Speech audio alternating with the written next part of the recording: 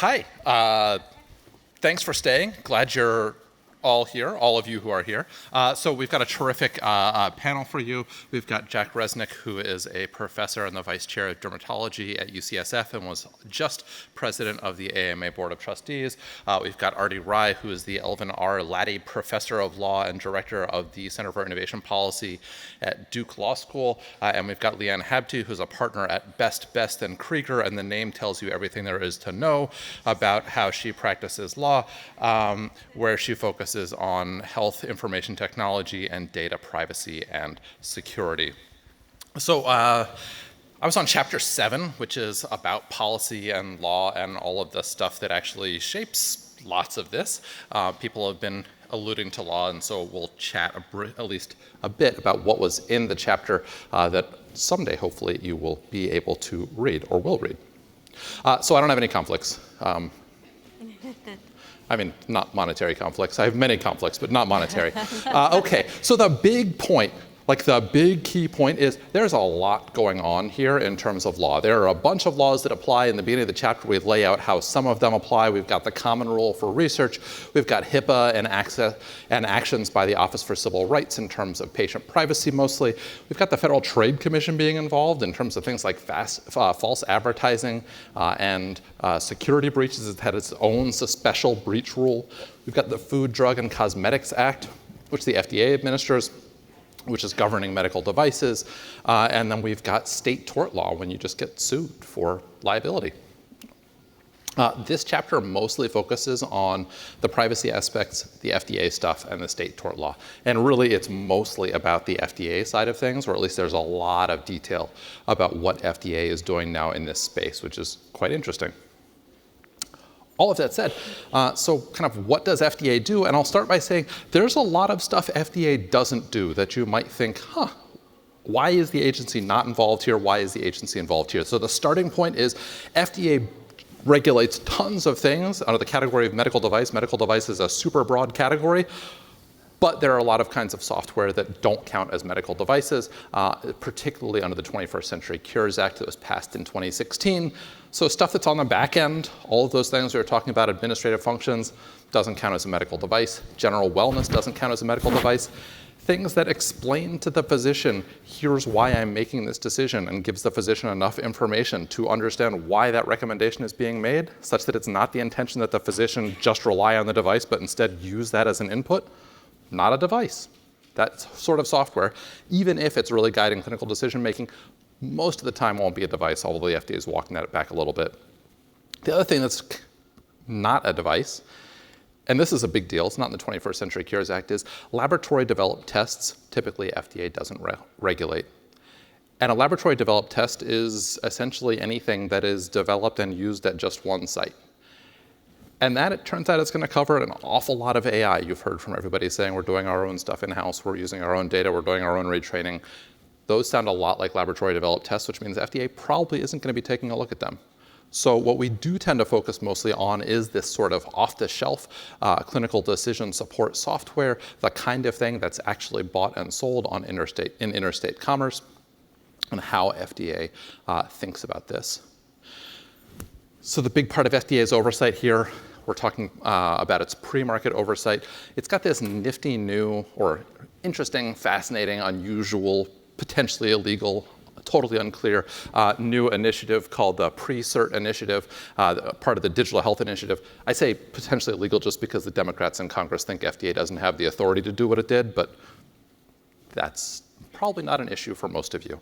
In any case, this is where FDA is saying, rather than really strong pre-market oversight of things, going to take it through clinical trials and everything up front, we're going to say, yes, this is a firm that has a commitment to excellence and a quality of excellence, and they've demonstrated that to our satisfaction.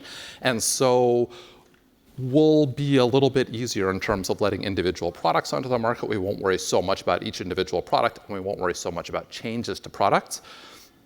And on the back end, we'll do more post-market surveillance once these things have already gotten into the market. I should mention, by the way, as a side, everybody on Twitter that I've talked to thinks that algorithmovigilance is not the word we should use, but nobody has a better one. I am open to suggestions. Anyway, when FDA looks at clinical decision support, they're going to be using this risk matrix that they've developed in conjunction with the IMDRF, the International Medical Device Regulators Forum. Basically, what it says is you got two axes.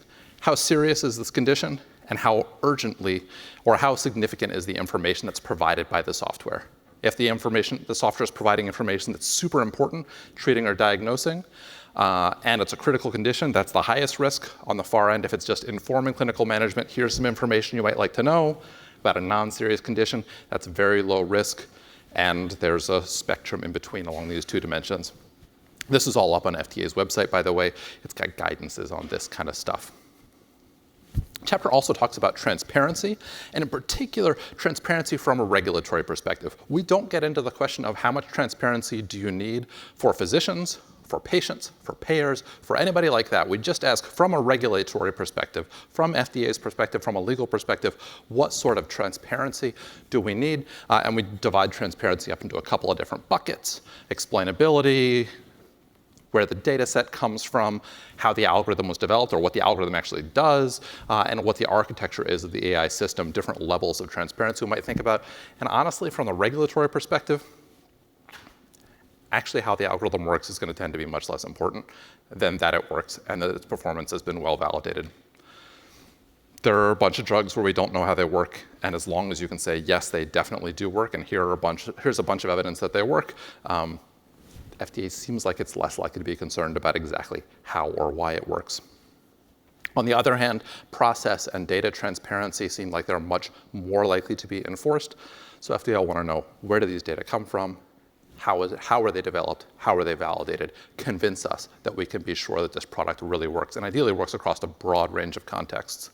And the last point of this is part of this pre-cert initiative, in particular, where you can get products into the market more quickly, where you can change products with less regulatory oversight. Part of that commitment is a substantially increased amount of post-market surveillance. This is really the learning health system with FDA as a player in the loop, getting data about how these things are working, how they're falling down on the job, and how they're ideally being fixed. I want to turn briefly to privacy and data. We'll talk about this more with some of the folks on the panel, but we just noted in the chapter that there are a couple of different phases of potential privacy harms here. One of them is the initial collection of data for the development of these models, but there also is potentially privacy harm from validation, particularly if we want third parties to be able to validate. That data sharing may also be a privacy harm. And last, and something that hasn't shown up here yet, there are potential privacy harms that arise here just by virtue of the algorithm predicting things about you, even if those don't come from data that were problematically required or problematically shared. If the algorithm looks at a bunch of data and says, hey, now I can predict a thing about you that otherwise you didn't really want to share with the world, some people at least would cognize that or would find that a cognizable privacy harm. The other big point on the privacy and data side of things is there's a tension between the idea of saying we want a robust data infrastructure of lots of data that are available with big sets so that people can do all their training and all their validation, and saying we want to be super protective of patient data and we want to be as privacy protective as we can. That's not an irreconcilable tension. There are tools. We talked about federated data earlier today. There are ways to try to deal with it, but there is at least some tension there, and resolving that is not trivial. The takeaways that I just want to leave for you here, there's a complex legal web. There's a lot of stuff going on. Compliance and lawyers are going to be a part of this enterprise. Even if you don't think they should be, they should be. FDA's oversight is pretty substantial, but there are a lot of things that FDA doesn't look at. And so if you look at things and you say, oh, here's an algorithm, how can I be sure it's safe? Well, surely somebody wouldn't be able, this wouldn't be in use if FDA hadn't looked at it. That's wrong. There are tons of algorithms in healthcare that are or are going to be deployed or already have been deployed that FDA has not taken a peek at and probably never will. We in the chapter argue that transparency is more important than explainability and aren't so worried about how exactly a particular algorithm makes its particular, or a particular model makes its particular recommendations. Although we recognize that's a contestable point. And then we also point out this privacy data infrastructure tension. The last thing to note, figuring out governance for this is going to be complicated, and it's not just going to be one actor. It's going to be an ongoing collaborative enterprise, not just FDA, not just medical boards, not just hospitals, not just insurers, not just the courts, but lots of different actors involved in the legal system working in concert. So what I'm going to do now is turn it over to my fantastic panelists, each of whom is going to speak for about 5 minutes. Then we'll have a little discussion up front, and then we'll open it up for questions. Thanks. Leanne.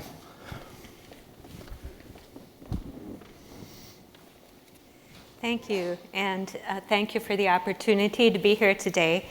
As Dr. Nicholson mentioned, I'm Leanne Hopte. I'm a partner at BBK, and I've been involved with privacy for a long, long time, since before HIPAA to now when we're in the age of big data. And I agree that there definitely is a tension between data privacy and data infrastructure, and I think that tension is complicated even more in the United States by the fact that we have a sector-specific set of laws.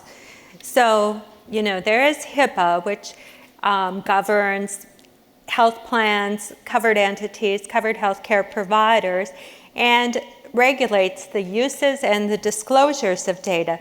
But then there are things that are outside that realm, and one of the things that is outside that are medical devices, wellness devices, fitness devices, personal health record collections, vendors that may have a great deal of health data, but it's controlled by the consumer, and the regulations related to the sharing of that data are much more limited. So that's one area of where we see kind of some potential for broader data sharing, and we also see an area where consumer control of the data is more common. I think in the context of sharing of data by healthcare providers and health plans and so forth, there are also some solutions. There's been mention of federated data sharing. There's been some thinking about artificial intelligence and blockchain technologies where, of course, we have a computer processing system coming in, processing the data, artificial intelligence, analyzing the data, processing the data, and bringing the results back so that no human actually sees the data. And this is an area where under HIPAA, it's not 100% clear that this would be a use. An early preamble to HIPAA, in fact, suggests that where use of a product of computer processing is involved, the computer generates the product and a human doesn't see it. It actually is not a use under HIPAA. Again, though, HIPAA is a law that's 20 years old. I'm going to talk a little bit about some of the challenges, and one of them is on the state level, we have laws that are even older than that and have never contemplated electronic use or sharing of information, either in an artificial intelligence context or otherwise. So there are, a couple opportunities that we've talked about, and to the extent that someday if wearables and or patient monitoring systems become ubiquitous, that would also be a potential source of data for AI development, for example. Some of the additional challenges are that under HIPAA, there is no permissible use of the data for product development. Research is permitted with consent. Data can be used in healthcare systems for healthcare operations, so internal use and development of AI is permitted, but there's no clear ability to have a secondary use of data with consent, and that has not been an issue yet necessarily, but in the UK, there was an issue with privacy advocates having perceived that in that case, DeepMind used NHS data for purposes that were not for their own treatment. So these are, certainly some of the issues to the extent that there are laws other than HIPAA where there's a private right of action. we do have to be aware of the privacy concerns of patients. The other area where I think there creates particular challenges are state laws. And most states have laws. Some have general privacy laws, such as California. We have Confidentiality of Medical Information Act, and we also have the Consumer Privacy Protection Act. In other states, though, some have general laws that protect privacy, but almost all have laws that protect sensitive data, such as behavioral health data, substance use data, mental health data, and genetic data. And then at the federal level, we have an additional law, 42 CFR Part 2, that governs substance use data. So what does that mean? I think it means that there are real limitations on the ability for data sharing around these particular systems, and that's of particular, I think, importance today when we have an opioid epidemic, when we have an increasing number of mental health problems that potentially limit sharing. So those are some of the additional challenges we're facing. So in my view, we have kind of an outdated privacy structure, and we have rapidly developing technology. So what are some of the potentials for the future? I mean, one potential, and this is just my view, is maybe to transition to a system where there's a greater ability for consumers to determine the use and the ability for their data to be used to improve health for themselves and for others. There could be an opportunity for movement to uniformity among state laws. And there could also perhaps be support, and I think you mentioned this in your chapter, for federal research agencies and government to develop data repositories, but also I think that it would be important for them to ensure these repositories were representative of the different populations that we serve. So, thanks. Thank you. Artie.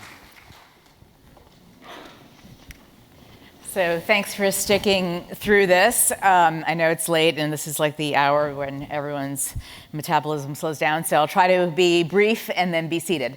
So thank you, Nicholson, for inviting me, and to the National Academy of Medicine for inviting me more generally. I'm going to focus on the issue of transparency, which has come up a lot already today, so I don't think I have to delve into exactly what it means in any great detail, but I do think, in line with what Nicholson has said, that transparency and validated performance are probably more important than explainability. Explainability has ended up being a buzzword, I think, in part because of the GDPR in Europe, which has talked a lot about explainability, and then also, to some extent, the 21st Century Cures Act, which may have some regulatory lines drawn around explainability, but I think at the end of the day, it's less important for at least three reasons. First, there are cases where we'll want AI to work, to be implemented, where true explanation is not possible, and what we'll have is maybe machine learning on top of machine learning to try to give a statistically likely answer as to what probably influenced the decision in a particular case. So it seems to me that's not necessarily that desirable as contrast with the transparency and validated performance. Second, there will be situations where the explanation may be possible but non-intuitive, and I'm not sure that the non-intuitive explanation is one that we'd necessarily want out there in a situation where the doctor would then reject the recommendation because it seemed to her non-intuitive. And then finally, the FDA actually may be limiting the scope of the explainability exemption from regulation in any event. Nicholson mentioned this a little bit, but it looks like they're basically, in their most recent guidance, saying that if it's high risk, then the fact that it's explainable may not matter. So risk is the feature they're really focusing on. And I think that's actually all to the good. It seems to me that risk and validated performance, given the risk with some transparency, is important. Now, what concerns me, and the rest of my talk will be based on research I'm doing funded by the Greenwald Foundation on this question, is what exactly is happening out there in the real world with respect to what adopters are asking for in terms of transparency and validated performance, and what developers are willing to give. So this is based upon what I'm talking about is based upon interviews with venture capitalists, with small developers, with large developers, with adopters in different systems. So for the most part, we've heard here from adopters in very elite systems, but obviously not all adopters are going to be in elite systems. So one thing that does concern me a little bit in terms of performance validation is that the interviews we've done with adopters, for the most part, even in relatively sophisticated systems, there really is no interest from what we've gathered in looking at the underlying training data for a particular model that's being marketed.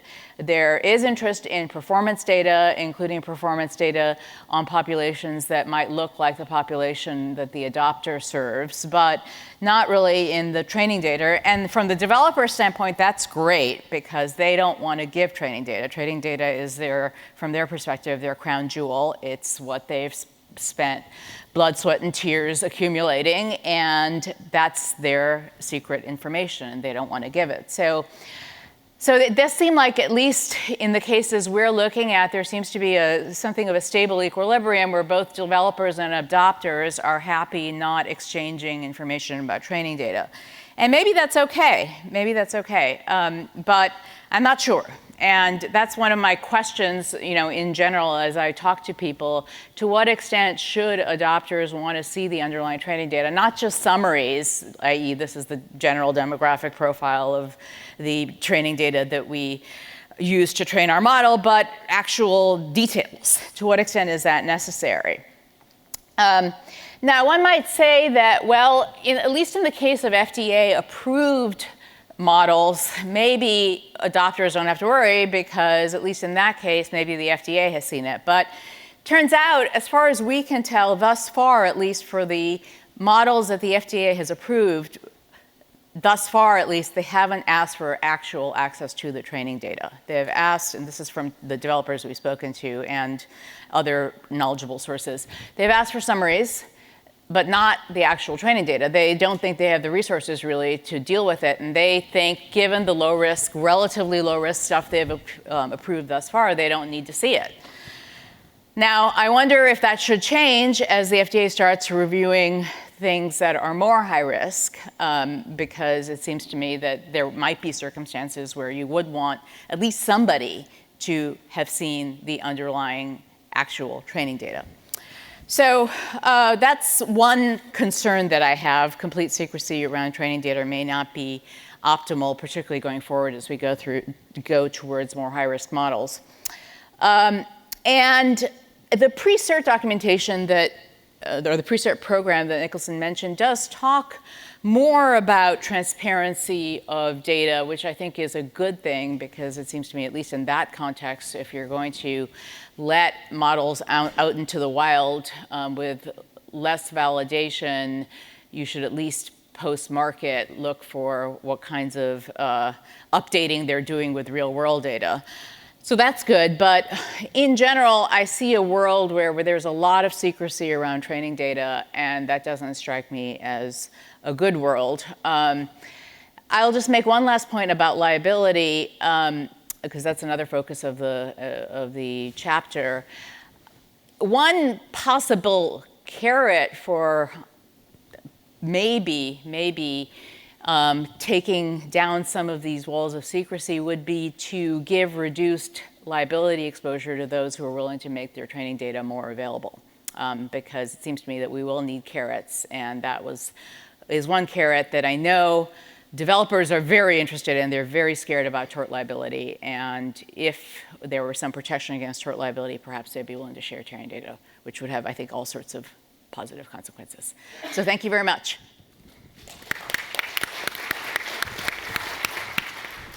Thanks again, Nicholson, for the invite. Artie, I like that last comment about thinking about transparency being linked to liability, so I want to come back to that for sure. So I'm Jack Resnick. I'm a practicing physician up the road at UCSF, and also just finished a year as chair of the board of the American Medical Association. And I think we've all heard from a lot of my colleagues who are physicians in the profession, and I think the AMA feels this way as well, that we're quite bullish about AI. We're enthusiastic, physicians have embraced new technologies for a long time, and this is the latest in a series of those. Where we have caution, it is about wanting to get things like regulation right early, because a failure to do this right means a backlash when we see things go awry, and the public and policymakers will push back when we have those errors, and that backlash could actually set back this entire enterprise. So I think it's not that we're eager to stifle innovation, it's that we want to achieve that balance between innovation and making sure that we get the regulation and the liability and the transparency right. And that's really the way we approach all aspects of this, not just the regulatory approach, right? We think very early on we need to make sure AI tools are user-centric and good for physicians and patients, integrated into our workflows, that they actually provide meaningful, actionable data that actually moves quality metrics and moves value metrics for patients and for healthcare clinicians. So we are bullish. When we think about regulation, I think you've heard a lot today, and I think this chapter really articulates that we would think regulation needs to be right-sized and adjusted based on the risk of the AI tool being used. And a couple of things I would say about that. First of all, we really need, and I hope that these chapters will help us get there, to think about unified terminology. We didn't really get this right in digital health and telemedicine, and a lot of people use different words for different things, and it made it hard for patients and physicians and regulators and policymakers and health plans and others to get things right because we weren't using the same words. And when we right-size it, I think that the two-sided table of risk that the FDA is using, that Nicholson showed in his slides, gets us part of the way there, but it's missing some really critical things. So what does it have right? It has right one axis that says use is really important. The level of risk, if a health system is using this for administrative purposes, is different than if they're using it for research. If they're using it for patient engagement, it's different than if they're using it for clinical decision-making around diagnostics or therapeutics. If the decision-making is assistive versus autonomous, that's important. We certainly see that in the Boeing 737 MAX example, right? So that piece they get. And there's another axis that's sort of the seriousness of the disease, which I think sort of runs in line with that. But I think there are a few things missing as we think about level of risk. So the first is scope, which has come up several times today. You've seen examples of systems that I would call bespoke, right? They're being developed at a certain institution based on that institution's population. There are a lot of human beings observing it iteratively as it goes forward, and the institution is making changes iteratively as those observations are made. It's kind of like the laboratory developed testing. But when those same systems all of a sudden become commercialized and sold around the country, the level of risk is entirely different. And we're already starting to see countless examples in the published literature of where a system learning on one population applied to a new population creates all kinds of problems. Another sort of level of risk, was the original machine learning supervised with label training data, or is it unsupervised where it's finding patterns on its own?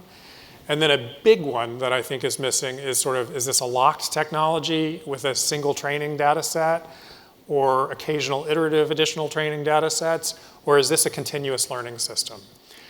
We see examples, we're starting to hear about examples of companies and practices or health systems working together on continuous learning systems where, frankly, to me, it sounds a lot like human subjects research that really needs to go through the protections that are associated with that, where decisions are being made. And it really gets back to this white box, black box with continuous learning. And does the end user know where the decisions are coming from? So I think that's all important. I'm going to touch briefly on the liability issue, and then I definitely want to make sure we get time to come back to consent and privacy and to transparency, because I may have some nuanced differences with my colleagues on the stage around those issues. So the AMA feels really strongly that the liability needs to be applied to the person and the entity who is knowledgeable of the design and the validation and is in the best possible position to mitigate the risk. That's who should be assigned the liability. So let's go back. You heard earlier about the Optum example where a system that was being applied to millions of patients to determine who needed additional attention and resources to prevent bad outcomes from complex health conditions and admissions and readmissions. We're now hearing that in the legal proceedings, Optum is claiming that the physicians who utilize their system are the ones who erred, and because this was just one piece of many pieces of information, and that therefore this should be handled in tort liability as essentially malpractice with those physicians. You can understand why, as an end user, that produces a lot of anxiety. And to the extent, again, that the end users have the capacity to actually understand how the system is working, that's one thing. But this was an example where that didn't necessarily exist. So again, that's why we think explainability is an important piece of this, and why the liability really needs to go in the direction of the people who have the capacity to understand the system's design in the first place. So I will stop there, but I sure hope to get a chance to talk a little bit more about privacy and consent as well. Great. So the first thing, so we'll chat a little bit as a panel, and then we'll open it up. What's our stop time? Okay. So I'll ask first that if Artie or Leanne, if you have any reactions to other things that your co-panelists have mentioned, particular reactions, and then we'll come back to you, Jack, since you were just chatting for a bit. So I just had a point of clarification. Do you really mean explainability, or do you mean transparency in terms of kind of where you put tort liability? Because, you know, at the end of the day, what I think we care about is how the algorithm was trained and you know, all of that good stuff, as opposed to necessarily understanding in a particular case what factors led to a particular decision. Well, I think we need both, and I'll explain why. So first of all, just as a basic, like any other kind of research or new tools, we think we need strong published clinical validation in settings similar to the settings of deployment, right? And so a piece of that is transparency. A piece of that is really just actual published experimentation. Because, as you noted, not every physician in every small to medium-sized practice is going to go back and individually look at the training data. But think about drugs and devices. We expect randomized clinical controlled trials to actually show us in Table 1, on one side, the sort of control population, and on one side, the intervention population, so we can actually see if our patients look anything like that. And we're not necessarily getting that with AI. So that's a piece of it, and I suspect you would classify that as transparency. But because not every one of us is going to go back and actually be able to examine that, I think we need some degree of explainability, and I need the tool to tell me to some extent why it's making the conclusions that it's making. That would have made a big difference in this Optum case.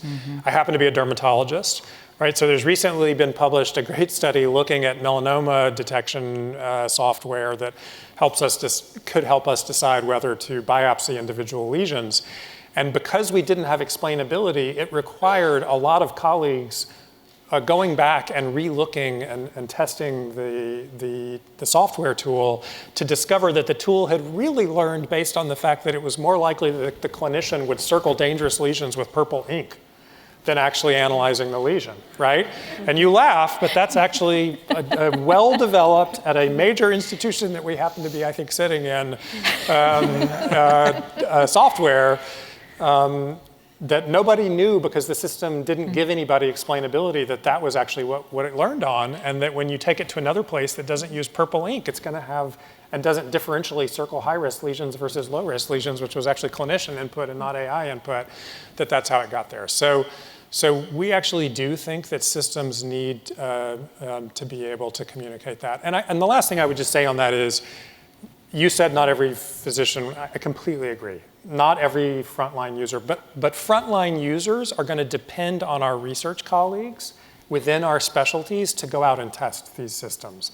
Because we are going to be looking to somebody to actually tell us which of the hundreds of thousands of apps or other AI uses out there are actually safe for our patients and effective. I think going to your comment, another thing that raises in terms of when you're looking at, let's say, radiology or something where you have multiple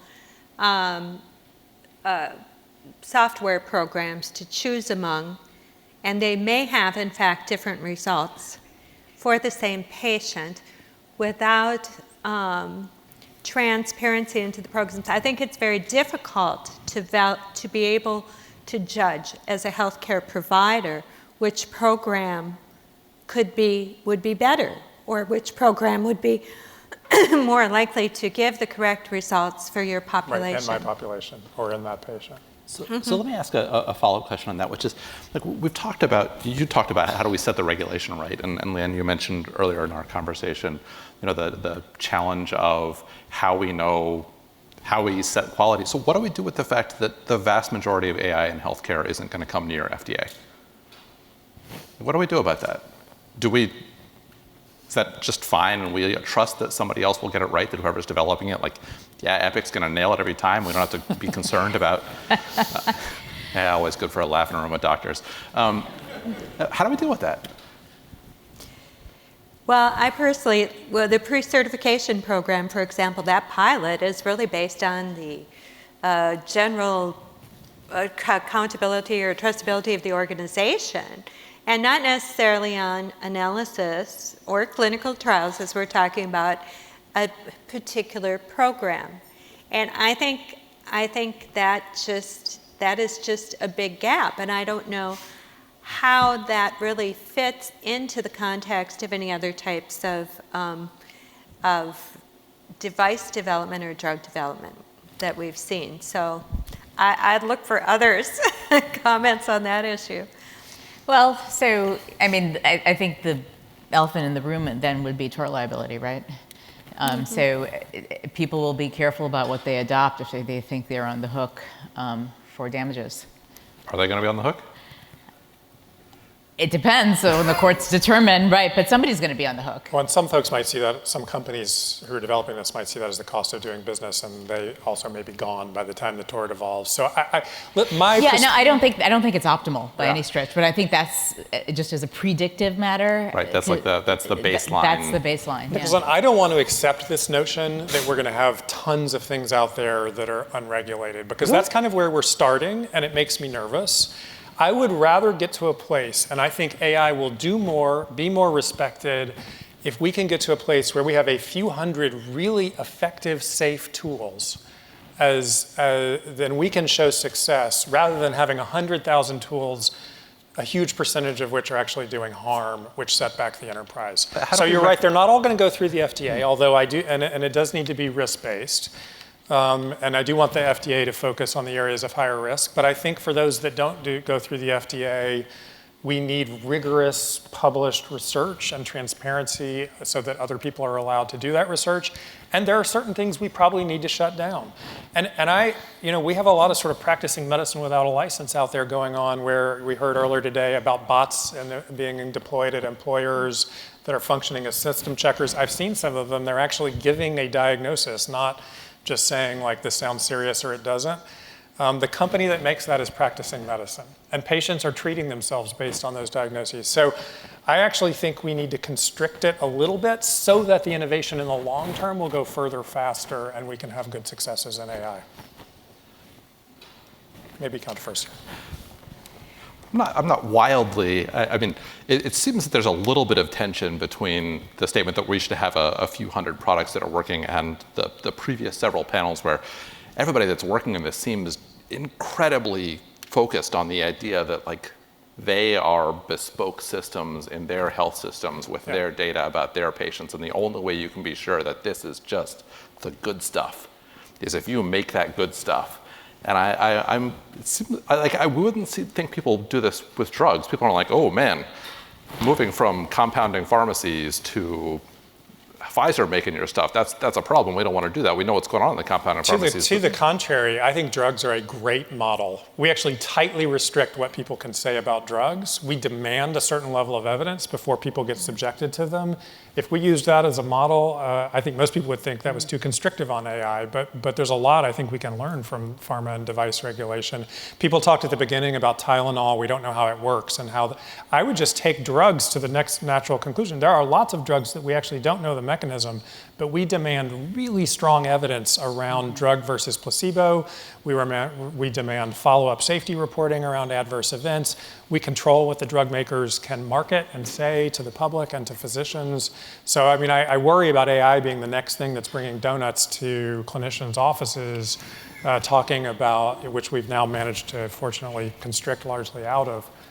Leanne, already So quick one thing reactions, that- and we should also One thing I would say distribute that, mics. and this is again based on interviews with VCs and whether they're being actually fully truthful, even in a confidential setting, is always open to question. But the claim is that for high risk stuff, they want to go through the FDA because they're not going to get adoption otherwise. Right. And I think that's probably right because, again, this is where the threat of tort liability, I think, has good ex ante effects. Lawyers like to talk about ex post and ex ante. So tort liability is an ex post thing. It happens after the fact, after something terrible has happened.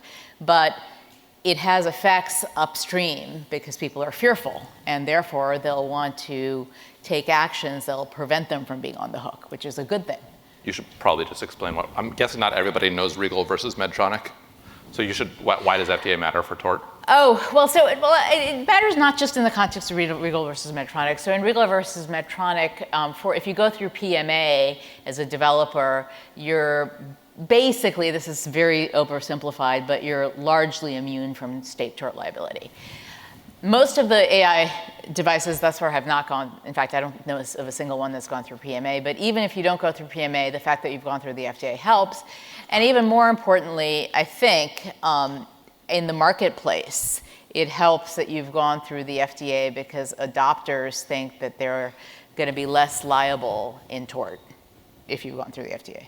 Can I clarify one thing I said earlier? Sure, and then we'll take questions, The few please. hundred things, that's a starting place. So my opinion is not that we stop at a few hundred things. It's that the first things that we take nationally should be done right, or else we're going to have more, Theranos, setback diagnostics. You could have thalidomide type things, setting back drugs. So you just don't want those things setting back the enterprise. I hope somebody asks about data liquidity because I really want to talk about it. Questions? It's a question Use that plan. term. Magic microphone box thing?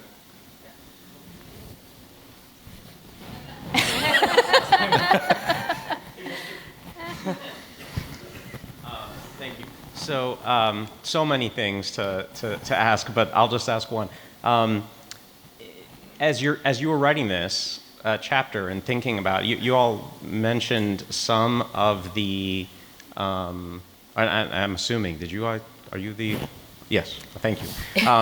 So some of what you've stated in terms of just even the explainability/transparency question sort of beg some equivalent to, as you alluded to, someone alluded to, equivalent sort of expectations to what will be reported and available like we require for the reporting of clinical trials, or et cetera. So, some basic information about the population, what the general statistics were, and other characteristics. Did you include, or have you thought about, or perhaps called for someone to figure out what is that for AI? Like, what do we need to have in order to be able to even do that kind of assessment? That is a heavy and an awesome lift. We did not give the answer. I know that there are a bunch of different groups who are working on things. The catchiest title description I've heard is kind of a nutrition label for AI. Like, what is it that you need to know, whether you can deploy it in your context? There are a bunch of groups. I know there's one at Michigan. I know there's one at Harvard. I think there's one at Duke working on that. But I don't think anybody has the answers quite yet. And there may not be a single answer. It might depend upon the model, Even just a call to say somebody needs to flesh this out, I think would be important. Yeah. We can take one more question. Yeah, I'll make it very quick. You've talked about the court of law and the court of public opinion. What about the court of scientific opinion? We get lots of these articles submitted to journals, and we, for instance, often request they put the code on GitHub, and they refuse because it's proprietary. And again, with the drugs and all that, we have scientific rules for how we judge that. Where are those rules going to come from for our own professional evaluation of these entities? Amen. I know we think a lot about this in the JAMA network, and I think we'll be looking to journal editors to apply pressure. JAMA is totally independent of the AMA, just to be clear. And you are a JAMA network, so thank you for your service. I've been pleased actually to see journal editors talking to each other about this, because I think a lot of those similar rules are going to need to apply, so that, again, at the end of the day, this is about patience. This is about patience. This is about quality of care. It's about safety of care. It's about value. It's about moving those things forward that will most help our patients. I think it's a goal 99% of us share. And in order to be able to do that, the science piece is so critical to be able to know which are the things that are going to help us do that. I think that's a great note to end this panel on. Thank you.